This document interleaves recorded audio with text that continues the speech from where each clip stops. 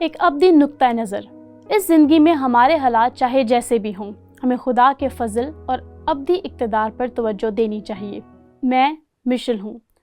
جب تیتس مقدونیہ میں آیا اور شاید فلیپی اور پالوس اسے ملا، کیا آپ ان کی دوبارہ ملاقات کو سوچ سکتے ہیں؟ پالوس اسے ڈھونڈ رہا تھا۔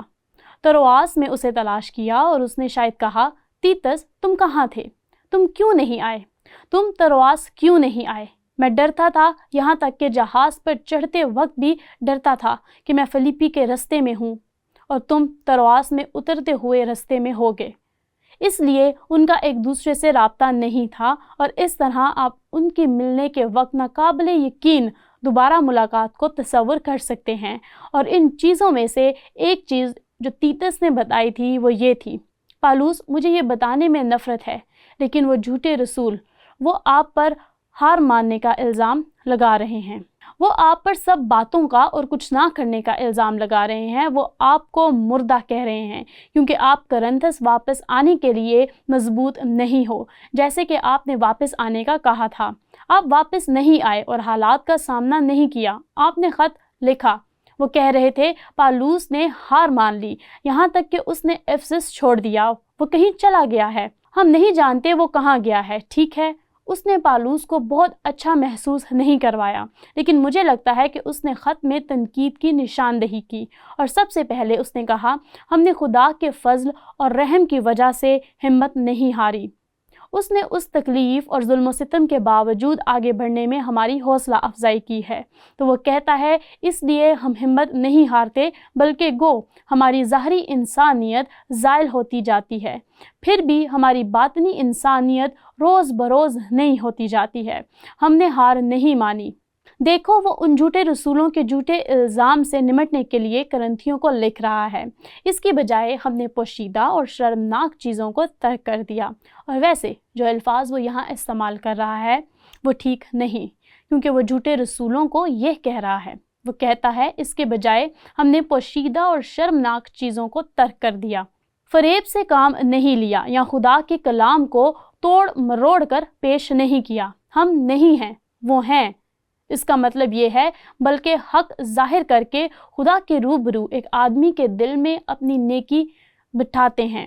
میں آپ کے سامنے، سب کے سامنے اور خدا کے سامنے کمزور رہا ہوں۔ تو یہ ان کا پہلا بیان تھا کہ انہوں نے ہمت کیوں نہیں ہاری۔ پالوس کہہ رہا تھا، جب خدا نے مجھ پر اتنا رحم کیا تو میں کیسے ہار مان سکتا ہوں؟ اور وہ تمام گناہ جو میں نے کیے ہیں، یہاں تک کہ مسیحیوں کو قتل کرنا۔ رحم اور فضل پالوس کی زندگی کا ایک مضبوط محرک تھا۔ لیکن دوسری بات، انہوں نے کہا، ہم نے ہمت نہیں ہاری کیونکہ ہمارے پاس ابدی اقتدار ہیں۔ تو وہ کہتا ہے، اس لیے ہم ہمت نہیں ہارتے، بلکہ گو ہماری ظاہری انسانیت زائل ہوتی جاتی ہے، اور ویسے یہ ظلم کی حد ظاہر کرتا ہے۔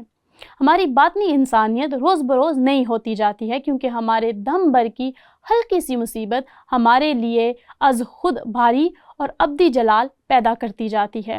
اور آج جب میں یہ الفاظ پڑھتی ہوں، صرف جائزہ لے رہی ہوں، تو میری آنکھیں نم ہو گئیں، کیونکہ پالوس کیا کہہ رہا ہے؟ غیر قوموں کا رسول ہوتے ہوئے دم بھر کی ہلکی سی مصیبت اس کی زندگی تھی، اور وہ سب کچھ جسے وہ گزرا، اور ہم بعد میں دیکھیں گے وہ اس کی گنتی کرتا ہے، اس لیے اسے صرف جلال اور ابدیت کے نظریے سے دم بھر دیکھا ہے۔ میں اس کی شناخت بھی نہیں کر سکتی، لیکن اس نے پالوس کو حوصلہ دیا کہ ہم دیکھی ہوئی چیزوں پر نہیں بلکہ ان دیکھی چیزوں پر نظر کرتے ہیں، کیونکہ دیکھی ہوئی چیزیں چند روزہ ہیں، یہاں یہ زندگی ہے، مگر ان دیکھی چیزیں ابدی ہیں، اور یہی چیز ہمیں ایذا رسانی کے باوجود ہمت ہارنے سے روکتی ہے۔ اب ان دو پیراگراف کے درمیان میں پالوس 4 بیانات دیتا ہے جو کہ میرے خیال میں طاقتور ہیں، اور یہ کرنتھیوں کے لیے بنائے گئے ہیں۔ اس نے آیات 8 سے 9 میں یہ کہا، ہم ہر طرف سے مصیبت تو اٹھاتے ہیں لیکن لاچار نہیں ہوتے، ہم نے ہار نہیں مانی۔ دوسرا، حیران تو ہوتے ہیں مگر نا امید نہیں ہوتے، ہم نے ہار نہیں مانی۔ تیسرا، ستائے تو جاتے ہیں مگر اکیلے نہیں چھوڑے جاتے، ہم نے ہار نہیں مانی، اور خدا نے ہمیں نہیں چھوڑا۔ گرائے تو جاتے ہیں لیکن ہلاک نہیں ہوتے، ہم نے ہار نہیں مانی۔ ہم نے ہار نہیں مانی، کبھی نہیں، خدا کے فضل، ابدیت اور ابدی اقتدار کے پیش نظر۔ آپ دیکھتے ہیں پالوس کی اعزا رسانی کے نقطہ نظر اور وہ کیوں زندہ رہنے اور آگے بڑھنے کے قابل تھا۔ اس نے اپنے مرنے کے دنوں تک ایسا ہی کیا۔ جب وہ روم میں قید میں تھا، ایک قید میں اپنے کرائے کے گھر میں نہیں، جو کہ اس کی پہلی قید تھی، جہاں اس نے فلیپیوں کو اور افسیوں کو اور کلسیوں کو اور فلیمون کو خط لکھے۔ یہ وہ جگہ ہیں جہاں اس نے اپنے مرنے سے پہلے اپنا آخری خط تیموتھیوس کو لکھا، اس سے پہلے کہ وہ شہید ہو جائے، اور یہ وہی ہے جو اس نے کہا دوسرے تیموتھیوس اس کے 6 باب اس کی 4 آیت میں، کیونکہ میں اب قربان ہو رہا ہوں اور میرے کوچ کا وقت آ پہنچا ہے، میں اچھی کشتی لڑ چکا، میں نے ہار نہیں مانی، میں نے دوڑ کو ختم کر لیا، میں نے ہمت نہیں ہاری، میں نے ایمان کو محفوظ رکھا۔ جس لمحے سے خدا نے مجھے بلایا اس لمحے تک جہاں میں جانتا ہوں کہ میں غر جا رہا ہوں، آئندہ کے لیے میرے واسطے راست بازی کا وہ تاج رکھا ہوا ہے جو عدل منصف یعنی خداوند مجھے اس دن دے گا، اور صرف مجھے ہی نہیں بلکہ ان سب کو بھی جو اس کے ظہور کے آرزومند ہوں۔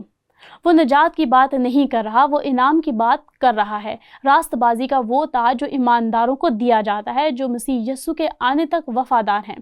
ہم نے ہمت نہیں ہاری اور ہم ابدیت میں داخل ہو رہے ہیں، اور یہ سب سے قیمتی ہے۔ یہ تجزیاتی اور جوابی سوال ہے جو میرے خیال میں ذاتی ہے۔ اگرچہ پالوس کے امتحان اس سے کہیں زیادہ تھے جو ہمیں درپیش ہیں، لیکن اس حوصلہ افزائی اور عزم کا اطلاق کے اوساط مسیح پر خاص طریقے سے ہونا چاہیے، میرے لیے اور آپ کے لیے، اور میں نے یہ سادہ نوٹ یہاں بنایا ہے، اور وہ یہ ہے کہ ہمیں واپس جانے کی اور خدا کے فضل پر غور کرنے کی ضرورت ہے۔ خدا نے ہمارے لیے کیا کیا ہے؟ پالوس نے یہی کیا ہے۔ ہمیں واپس جانے اور ابدیت کے اقدار پر توجہ دینے کی ضرورت ہے۔ کیا برداشت کریں گے زندگی میں کیا اہمیت رکھتا ہے؟ اور مجھے یقین ہے کہ خوفناک درد اور تکالیف کے درمیان بھی وہ 2 مظاہر ہماری زندگی میں بہت اہم ہو سکتے ہیں۔ میں نے موڈی بائبل انسٹیٹیوٹ میں اپنے تجربات اور وہاں حاصل ہونے والی علم الہیات کی وضاحت پر غور کیا۔ میں نے لکھا 1954 میں جب میں وہیٹن میں پڑھ رہی تھی، اور پھر 1955 میں موڈی بائبل انسٹیٹیوٹ میں میرا تجربہ جب میں نے پڑھانا شروع کیا، اور 1956 میں نے ایک شاندار لڑکے سے شادی کی جو برسوں سے میرا ساتھی اور معاون رہا ہے۔